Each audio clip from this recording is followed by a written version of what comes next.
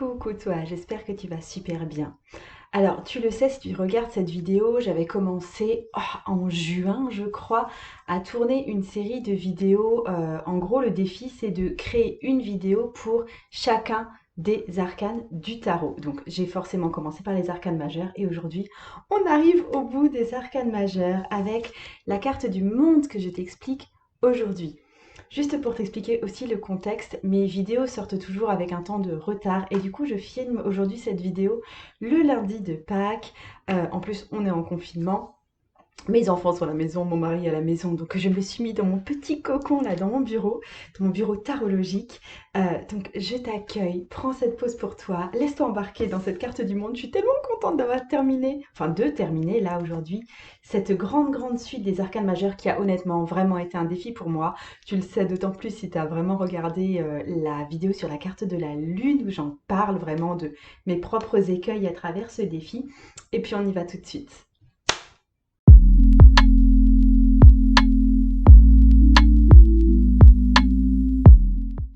Le monde que je te montre ici dans le jeu du Rider-Waite-Smith, c'est vraiment la carte de la réalisation suprême. C'est souvent une des cartes vues comme l'une des plus positives du jeu de tarot. C'est une carte d'accomplissement, de triomphe. On le voit aussi avec la couronne de laurier hein, dans les deux jeux de référence. On répond à son plus grand appel. Et c'est aussi une victoire dans tous les domaines, dans le domaine des énergies, dans le domaine des émotions, dans le domaine des ambitions, dans le domaine matériel. C'est vraiment une carte de synthèse et on a au milieu cette petite femme qui danse. C'est vraiment une danse de la victoire, une danse de la joie. Avant d'aller plus loin, je veux vraiment faire un passage par le tarot de Marseille parce que c'est vraiment celle-là, la carte originelle. Hein. Enfin, tu peux voir qu'elles sont très similaires. Mais en fait, cette carte, c'est vraiment une synthèse. C'est une carte miroir de toute la structure du tarot puisqu'elle porte en elle-même les 4 suites et elle veut dire plus ou moins ce que sont ces 4 suites. On a ici toute la partie gauche. On va retrouver les principes yin, féminin, avec le bœuf et avec l'ange, qui vont ressembler le domaine du denier, des deniers. Attends, je te montre ça ici. Les deniers, d'accord. Et en haut, les coupes. Et on a sur la droite les principes yang, donc le lion, l'aigle, qui vont représenter respectivement les épées et le domaine des bâtons, donc du feu.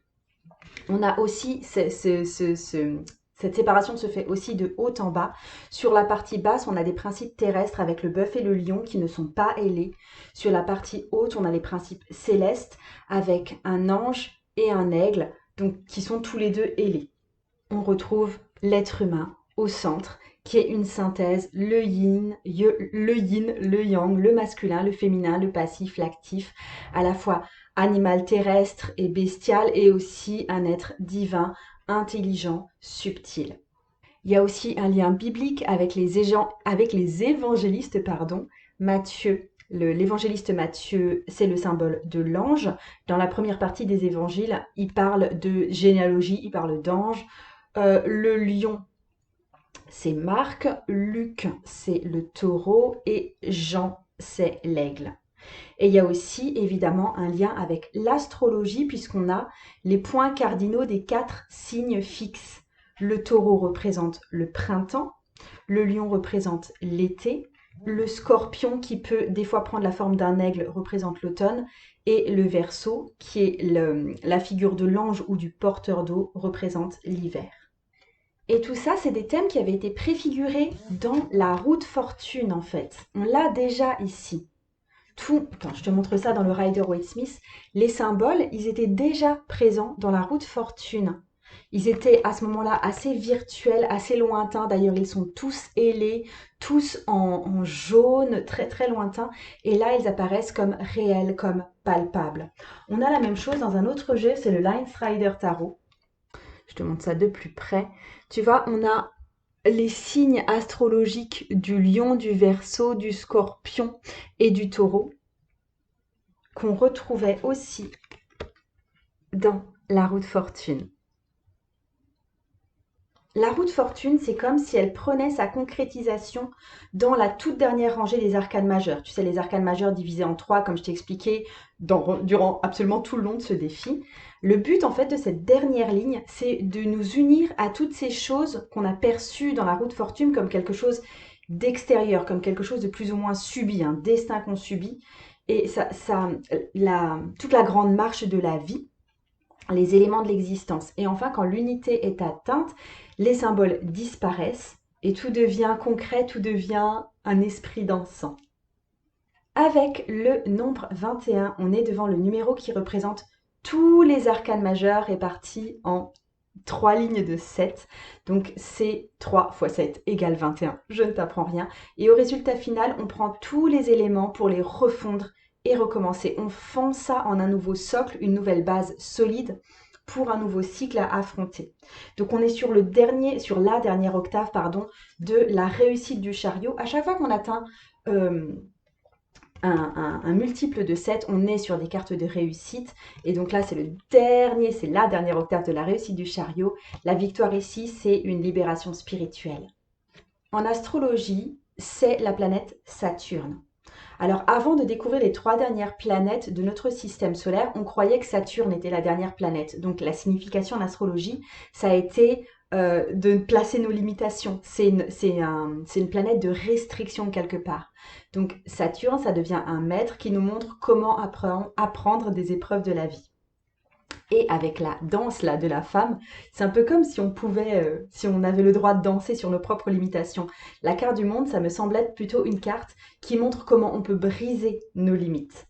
Je te le montre aussi là dans le Urban Tarot. Alors, tu vois une petite femme qui passe d'un monde à un autre, qui franchit effectivement une limite. Donc, les possibilités sont ouvertes. C'est vraiment une carte pour moi d'évolution. C'est aussi une carte qui est liée à l'élémentaire. Alors, ça semble bizarre au départ parce que le monde ou l'univers, ça touche quelque chose de très global et de peut-être plus aérien. Mais en fait, et en plus, c'est la clôture du chemin des arcanes majeurs et la suite des arcanes majeurs, elle semble montrer un chemin de transcendance de la matière.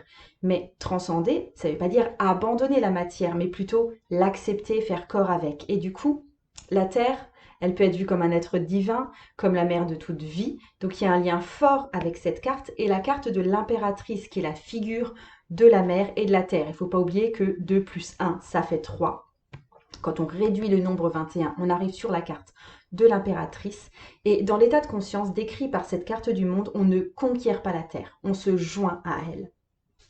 On voit aussi qu'il y a une figure de l'ovale qui est très très présente dans ces cartes, enfin dans cette carte. En fait, c'est aussi un format qui est utilisé dans l'imagerie chrétienne pour représenter les saints, pour représenter notamment le Christ, pour représenter la Vierge Marie. Du coup, c'est un symbole d'éternité qui rappelle aussi par sa forme le sexe féminin.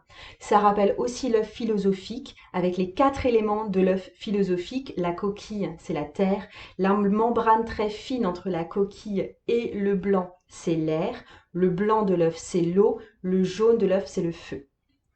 La forme, ça rappelle aussi un 0 qui, donc forcément, va rappeler la carte du fou. Et on a vraiment une femme qui saute depuis la carte du monde et qui peut aller directement basculer dans le monde du fou. Donc la fin d'un cycle, c'est automatiquement le début d'un nouveau cycle.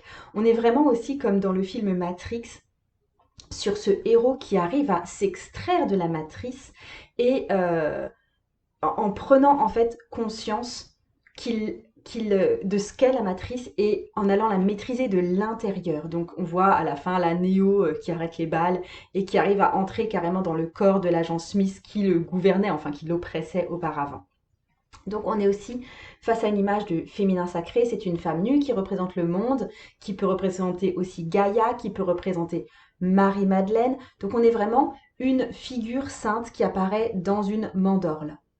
On est parmi les cartes cycliques des arcanes majeures, les cartes qui représentent des concepts abstraits et qui ne sont pas vraiment des expériences du quotidien. C'est des cartes qui font aussi souvent peur parce qu'elles vont au-delà de notre compréhension simplement humaine.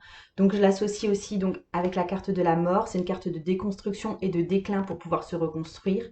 On est forcément en lien avec la roue de fortune qui représente l'instabilité, l'insécurité de la vie. C'est une roue du destin incompréhensible.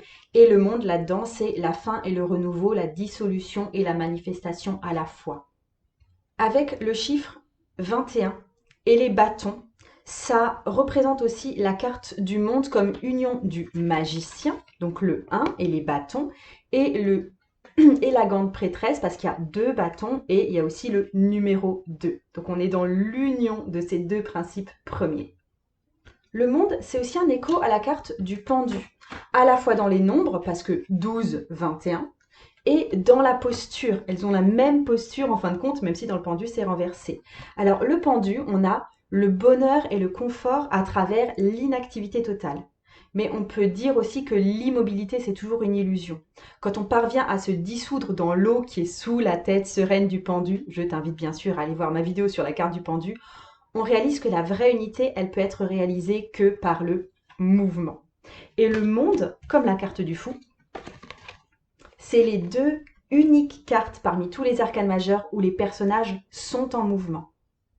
Et c'est vraiment en lien avec ce fait que tout bouge dans l'univers, la Terre autour du Soleil, le Soleil dans la galaxie en amas de galaxies, et tout tourne autour les uns des autres. Et il n'y a pas vraiment de centre, pas d'endroit où on puisse dire ça commence là, ça finit là. Et pourtant le centre, eh ben, il existe bel et bien, il existe partout. C'est comme dans une danse où le danseur, il va pas tourner autour d'un point arbitraire, mais il transporte lui-même son propre sens, son propre sentiment d'unité partout où il se déplace. Donc on a beaucoup comme ça de cartes qui représentent un cercle ou qui représentent l'univers entier. Je pense au Herbcrafter's Tarot, où on a cette idée cyclique et d'éléments. Je pense au Lost Forest Tarot, où là on a aussi les 4 saisons et cette idée d'univers. Et The Wild and Noun Tarot, où on a aussi ce cercle entier.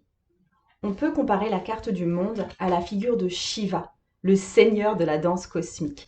Il danse avec les bras étendus, il y a un pied au sol, l'autre est levé, une impression de calme sur le visage. C'est vraiment exactement comme dans la carte du monde. Le pied droit, il est planté dans le monde matériel, le pied gauche, il est relevé et il montre l'élévation de l'âme. Donc le Shiva dansant, c'est un hermaphrodite, c'est à la fois le corps de Shiva homme et de Parvati pour la partie femme. Donc c'est pour ça qu'on l'appelle Shiva Parvati quand on montre le Shiva dansant. Et là aussi, alors on a dans le tarot de Marseille une figure yin et yang dans ce tarot de Marseille parce qu'on a le principe féminin qui est représenté par la fiole ici et le principe masculin qui est représenté par le bâton ici. C'est une femme, mais c'est finalement une figure du monde qui peut aussi être considérée comme hermaphrodite. Je fais là aussi le lien avec la carte des amants parce que j'ai parlé, quand j'ai expliqué la carte des amants, de la croyance en un hermaphrodite primordial, le fait que les êtres humains aient été unis au départ, qu'ils étaient que un au départ et ensuite qu'ils aient été séparés. Et la danseuse, elle illustre la réunion des opposés de toutes les facettes de notre propre personnalité. Il existe une croyance similaire, une mémoire qu'au départ, on formait qu'un seul grand corps, que toutes les choses aient été confondues en une seule. C'est une croyance qui est forte chez les gnostiques. C'est une croyance aussi qu'on trouve dans les mythologies allemandes, les mythologies indiennes et d'autres mythologies, et surtout de façon très forte dans la Kabbale. Donc ce grand corps entier, ça portait le nom de Adam Kadmon. C'est un dieu indicible, ça n'a pas vraiment la figure d'un homme, ça a plutôt la figure d'une lumière complètement pure. C'est que quand ce grand corps-là s'est dispersé en morceaux, que la lumière donc a été éclatée et que la lumière a été emprisonnée dans de la matière. Et ce qui est fascinant pour moi, c'est que les théories scientifiques modernes, elles décrivent le monde comme au départ un point originel, et au moment où ce point a explosé, et c'était que lumière à l'époque, c'est que plus tard, quand l'énergie s'est condensée en matière, que c'est devenu vraiment quelque chose. Et c'est ce qu'on trouve dans beaucoup de mythes, on a cette cassure initiale de cet être global, et c'est souvent vu comme un phénomène irréversible, mais dans les sciences occultes, on a la possibilité d'une réunion, c'est envisagé au moins, et c'est vraiment le processus décrit par les arcanes majeures, au bout desquels on redevient Adam Kadmon ou Shiva Parvati. La figure d'Adam Kadmon, elle est très liée à l'arbre de vie de la Kabbale avec ses 10 points d'émanation. Je voulais aussi te montrer ça dans le Marial Tarot parce qu'en fait, l'arbre de vie et du coup les 10 séphirotes sont représentés sur le ventre de cette femme qui danse. Donc moi j'ai déjà parlé de la connexion des arcanes majeures avec cet arbre de vie kabbalistique que je te montre ici. Et la danseuse du monde, c'est une représentation de cet arbre. Alors, l'arbre de vie, en très très simplifié, le triangle du haut, c'est le niveau divin, pardon. Le triangle du milieu, c'est le niveau humain. Le triangle du bas, c'est le niveau de l'inconscient. Et le point du bas, c'est la manifestation dans le monde physique. Donc, pour le parallèle avec la carte du monde, le triangle du haut, c'est la tête et les épaules. Le triangle du milieu, c'est les mains et le sexe. Et le triangle du bas, c'est les jambes croisées, tout simplement, là, qu'elle a croisées en forme d'un 4. Donc, tout est représenté, tout l'arbre de vie est représenté dans un seul corps. La danseuse, elle symbolise que l'inconscient, le conscient et le superconscient ne sont pas des morceaux séparés ou même des stades de vie différents, mais que tout est un. Et je suis d'accord, il manque le 10e séphira, la racine de l'arbre. Mais là, on peut dire qu'il n'est pas vraiment dans le corps, mais il est dans tout l'univers, dans la terre sur laquelle on marche. Et j'en ai fini avec cette explication de la carte du monde. J'espère que tu as puisé tout le savoir dont tu avais besoin, là en tout cas dans cette époque de ta vie. Peut-être que d'ailleurs tu essayais d'interpréter cette carte dans des tirages que tu avais devant toi. J'espère t'avoir aidé à le faire. Le tarot peut changer ta vie. Salut!